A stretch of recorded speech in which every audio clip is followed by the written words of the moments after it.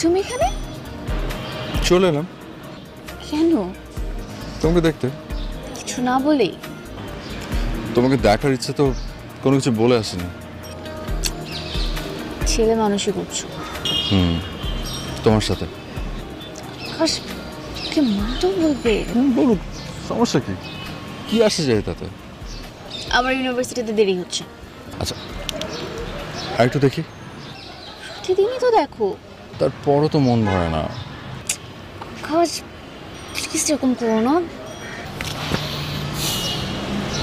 ঠিক আছে, যাও। তুমি আগে যাও, তারপর আমি ইউনিভার্সিটিতে যাবো। তুমি আগে যাও। তুমি আগে যাও। আরে বললাম তুমি আগে যাও। যা আই মামা জানতো। যান।